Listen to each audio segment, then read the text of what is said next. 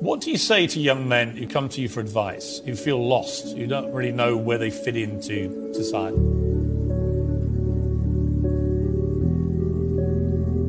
I say that life as a man is exceptionally difficult. I say the most beautiful and the most terrifying thing about being a man is you're born without value. Society doesn't care about you. You're only going to be cared about based on how useful you are.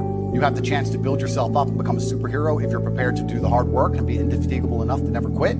But if you're going to stand around and wait for a handout, nobody's going to ever respect you. And I think that a lot of people have forgotten about how difficult and how competitive it is as a man. We're always in constant competition with each other. And it's your duty as a man to stand up and say, I want to be as important and strong and good-hearted and God-fearing as possible, and I need to work hard to achieve those things.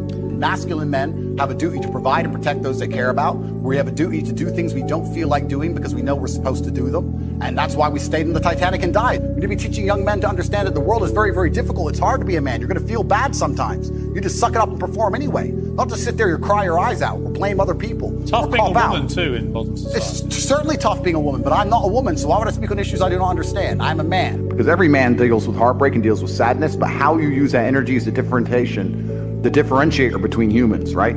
You are feeling the same pain that many men have felt. I, as a man, every man out there has had his heart broken and understands how difficult it is as a man. We all know how hard it is to see the girl you love getting plowed. Yeah, getting plowed by someone else, like you have to deal with now. You can log into our OnlyFans and see it. The difference between me and you, and perhaps some of the other men out there, is that certain men take that anguish and take that sadness and understand that energy cannot be destroyed, it can only be converted, and use it to build themselves into a man of absolute standing and power. As a man, you must build yourself into a man of credibility, which means to build yourself into a man of standing, we all start in a fairly similar position. I became me through tedious, arduous, difficult, never-ending work. I think we're here to struggle and to learn. I don't think we're here to be happy. That's why when we keep going back to the happy argument, I've always found that kind of frustrating and annoying. Yeah. When someone goes, oh, but I want to be happy. Why? Why do you want to sit there and laugh? Like you were happy your entire childhood. That's your happy days. You're allowed to be happy as a kid.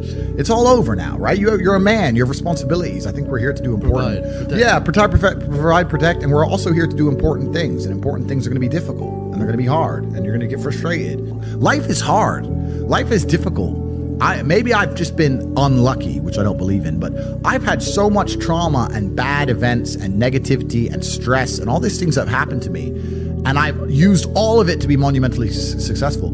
If I wasn't that way inclined with the workload that God put on my shoulders, I'd just be in a ditch somewhere. Yeah. I'd would have killed myself by now. I believe that emotional energy is a lot like a bucket of water. You have all this emotional energy, right? You have a bucket of water.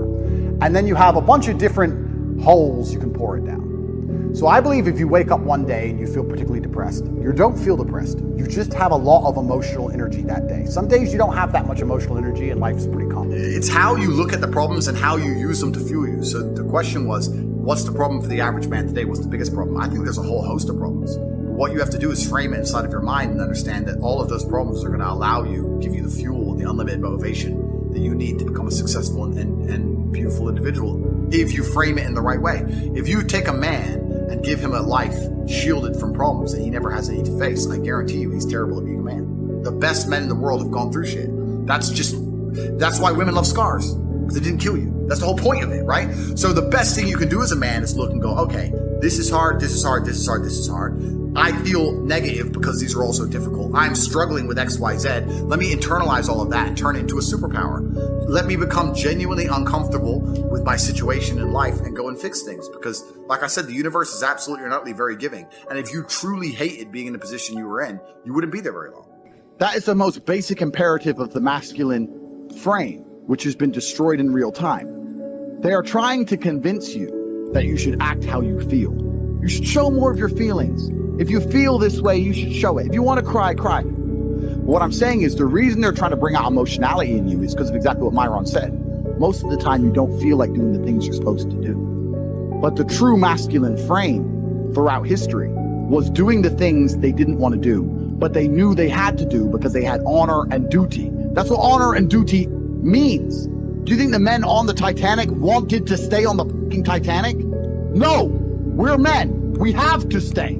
We're scared, but we must. It's our duty to let the women and children on the lifeboats. This is masculine duty. A good man controls himself. I have absolute self-control. Emotional control is absolutely and utterly important as a man. I'm saying that you need to understand as a man, there are certain principles under which you act, regardless of how you feel. I can wake up in a terrible mood. I can wake up sad. I can ache. I can have a busy day, stressed, etc.